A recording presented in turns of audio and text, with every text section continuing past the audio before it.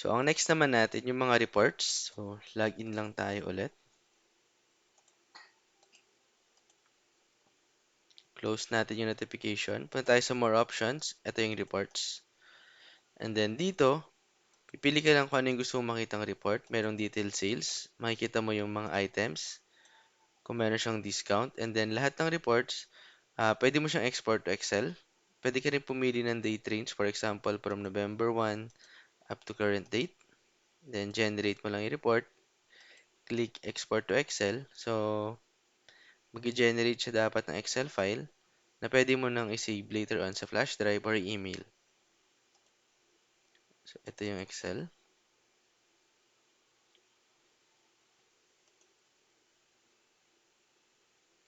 And then, makita mo na dito yung total. Kung merong discount, ito total niya rin para mas mabilis mo na siyang makompute.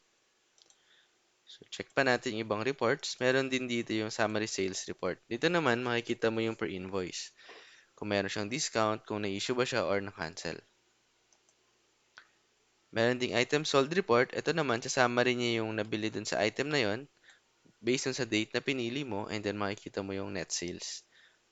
So, dito, naka-less na yung discount. So, lahat pa rin ito, pwede mo siyang i-export sa Excel. So, pag parang nag-wide na yung Excel, ibig sabihin, na-export niya na lahat.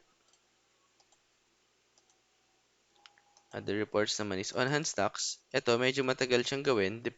I-generate, depende kung gaano kadami yung stocks. Kasi, i-compute niya to, meron siyang beginning, stock in, and stock out. So, kung ano yung ending inventory mo kahapon or yung balance mo, yun yung magiging beginning balance mo today. And then, kung ano yung balance mo today, yun naman yung magiging beginning balance mo for tomorrow.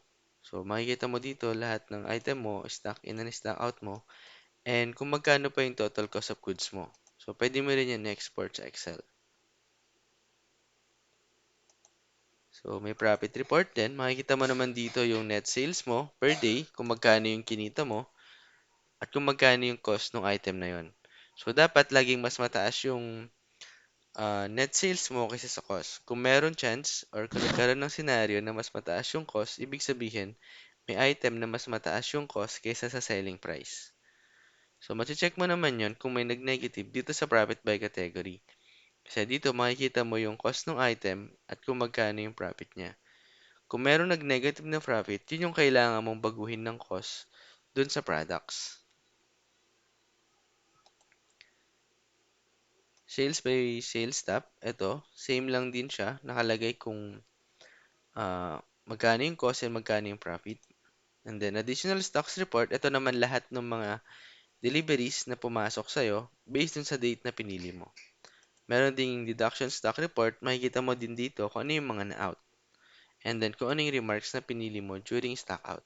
So, lahat yun exportable sa Excel.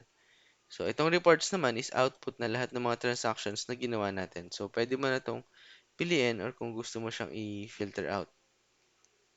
So, ito na yung sa mga reports. Pipili ka na lang ng mga gusto mong makitang reports and then, pwede mo na siyang export to Excel. Make sure lang na yung Excel mo is kaya mag-generate or hindi pa siya expired. If ever na hindi ka gumagamit ng license Excel or license na Microsoft Office.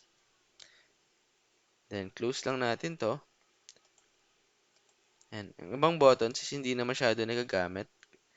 Katulad ng suppliers. Ito yung mga list ng suppliers mo na nandun sa mismong products pag nag-i-stock in and stock out ka.